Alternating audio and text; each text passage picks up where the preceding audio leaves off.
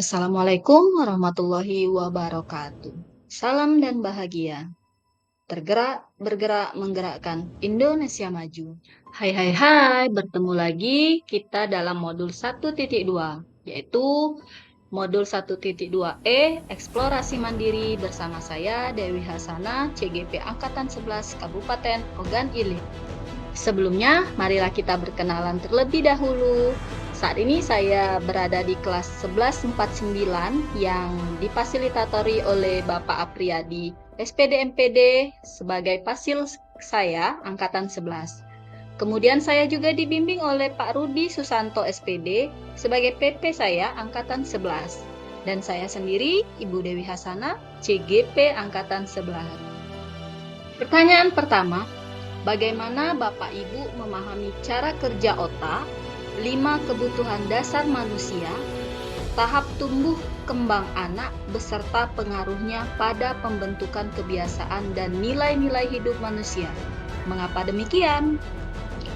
Cara saya dalam memahami cara kerja otak, kebutuhan dasar manusia, tahap tumbuh kembang anak, serta pengaruhnya pada perkembangan dan pembentukan kebiasaan juga nilai-nilai hidup adalah hal yang sangat kompleks dan memerlukan pendekatan multidisiplin. Berikut maksudnya. Yang pertama yaitu cara kerja otak. Dalam otak manusia, ada bagian yang terhubung dengan otak luhur. Otak luhur ini juga sebagai fungsinya membangun karakter manusia. Setiap manusia memiliki cara berpikir yang dominan, begitu juga murid-murid. Ada yang dominan cepat, juga ada yang dominan lambat. Oleh karena itu, sebagai guru, kita harus mampu memahami murid dengan segala kelebihan dan kekurangannya masing-masing. Kemudian, 5 kebutuhan dasar manusia. Manusia itu memiliki kebutuhan, yang pertama kebutuhan untuk bertahan hidup, kebutuhan kasih sayang, kebutuhan kekuasaan, kebutuhan kebebasan, dan kebutuhan kesenangan. Apabila terjadi perilaku yang tidak sesuai norma atau aturan, bisa saja terjadi karena salah satu kebutuhan tidak terpenuhi. Keterkaitan dengan dunia pendidikan adalah sebagai seorang guru mampu memenuhi kebutuhan dasar seorang murid sebagai manusia. Yang ketiga, tahap tumbuh kembang anak. Menurut Ki Hajar Dewantara, ada pengelompokan berdasarkan usia, yaitu windu pertama usia 0-8 tahun disebut masa wiraga yang berkembang pada saat itu adalah raga dan indera anak. Kemudian windu kedua yaitu 9-16 tahun disebut masa wiraga wirama, yaitu pada masa ini yang mulai berkembang adalah pola pikirnya. Kemudian windu ketiga yaitu 17-24 tahun. Di masa ini disebut masa wirama.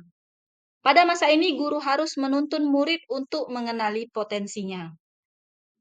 Kemudian pengaruh cara kerja otak, 5 kebutuhan dasar manusia, tahap tumbuh kembang anak, serta pengaruhnya pada pembentukan kebiasaan dan nilai-nilai hidup manusia.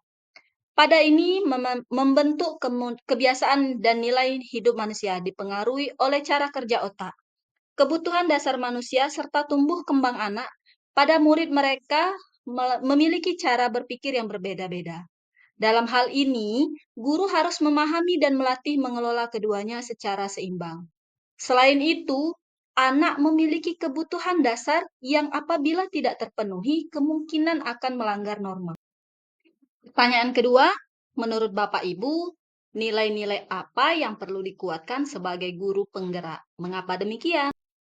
Menurut saya, nilai-nilai yang harus dikuatkan oleh guru penggerak itu adalah yang pertama, berpihak pada murid. Karena dengan pembelajaran yang berpihak pada murid, kita akan lebih memahami kebutuhan, minat, dan motivasi yang diinginkan oleh setiap murid.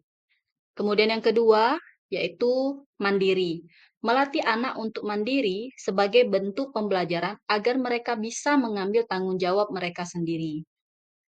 Yang ketiga, yaitu kolaboratif. Hal ini sangat penting baik kolaborasi dengan rekan guru, orang tua, dan murid. Karena ini sebagai kunci menciptakan lingkungan belajar yang inklusif dan mendukung. Terakhir yaitu reflektif. Ini sangat diperlukan agar guru penggerak bisa mengidentifikasi kekuatan dan kelemahan dalam diri mereka. Dengan kita memperkuat nilai-nilai tersebut, guru penggerak dapat berperan aktif dalam menciptakan pendidikan yang berpihak pada murid. Itulah tadi pembahasan saya tentang eksplorasi mandiri pada modul 1.2. Terima kasih. Wassalamualaikum warahmatullahi wabarakatuh.